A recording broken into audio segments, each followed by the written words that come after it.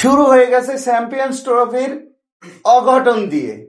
আসলে দুর্ভাগ্য, যেটা যে দলেই সাপোর্ট করতে যাই, মোটামুটি বাংলাদেশ তো আমার দেশ, এটার সাপোর্ট না, এটা তো প্রাণের দেশ, এটা নিয়ে পরে বলবো।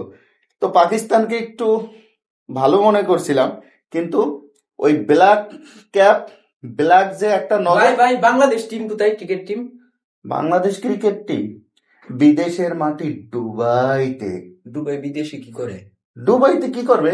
চ্যাম্পিয়ন্স ট্রফি চলতেছে না বোকা, চ্যাম্পিয়ন্স ট্রফি চলতেছে, এই জন্য বিদেশের মাটি দুবাইতে তারা এখন উঠতেছে। আগামী কালকে হলো প্রথম খেলা। কালকে কত, 19 তারিখ না? 19শে ফেব্রুয়ারি। তাহলে 19 তারিখে কিন্তু কালকে বাংলাদেশের খেলা।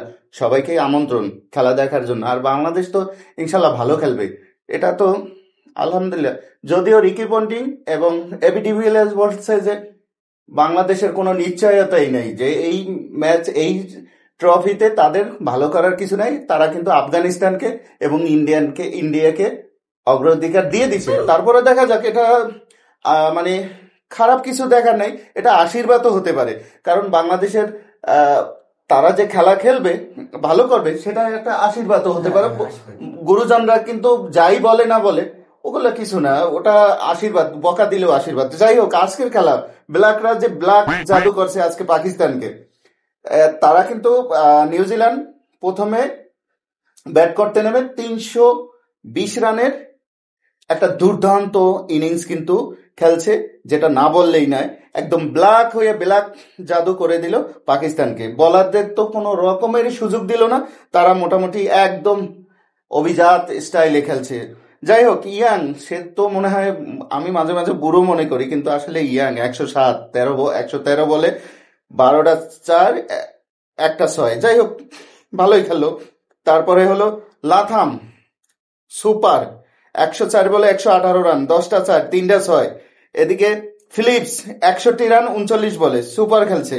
তো আসলে পাকিস্তানি বোলারদেরকে আজকে তুলোধন্য করে দিছে। এই চ্যাম্পিয়ন্স ট্রফিতে এরকম খেলা কিন্তু আসলে খেলা উচিত ছিল না পাকিস্তানের, আর একটু ভালো খেলা উচিত ছিল।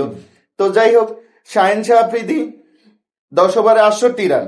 এদিকে আর কে করলো, কেউই ভালো করতে পারে নাই। কেডা শাহ, সে করছে হলো 63 রান দিছে, তারপর উইকেট 2টা পাইছে, রফ পাইছে 2টা উইকেট, সমস্যা নাই। এইদিকে হলো নিউজিল্যান্ড, পাকিস্তান কিন্তু 321 রানের ব্যাট করতে নেমে তারা মোটামুটি শুরুটা ভালোই করছিল, বাট শুরুর পরে কিন্তু আর ভালো করতে পারে নাই। তারপর 64, বাবর আজম 64, 90 বল খেলছে। আর কে আর বেশি, খুরশিদুল শাহ, সে কিন্তু করছে হলো 69 রান, সে একটু ভালো খেলছে। আর কেউ কিন্তু ভালো খেলে নাই। কিন্তু এটা কিন্তু পাকিস্তানের জন্য একটা মোটামুটি একটা চাপ।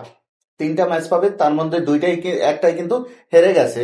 তার মানে তারা 100, প্রথম ওডিআই কত রানে ঠকলো, তারা 60 রানে ঠকে গেছে নিউজিল্যান্ডের সাথে। যাই হোক, কোনো ব্যাপার না, তারা আরো ভালো করুক, ভালো করুক। কিন্তু বাংলাদেশ, আমার দেশ খেলবে কালকে, আমাদের খেলা, এবং আমাদের দলকে অলরেডি কিন্তু প্রথমে ফ্লপ দিয়ে রাখছে। দেখা যাক এখান থেকে আমাদের দল ভালো কিছু করতে পারে কিনা, এইটাই আমাদের ইচ্ছা। এবং নাজমুল হোসেন শান্ত বলছে আমরা চ্যাম্পিয়ন্স হওয়ার যোগ্যতা রাখি, তো আমাদের চ্যাম্পিয়ন হতে হবে। যেমন আমরা ফরচুন বরিশাল প্রথম দিয়ে একটু খারাপ খেলছে, কোনো ব্যাপার না, তারপরে কিন্তু আমরা চ্যাম্পিয়ন হয়েছি।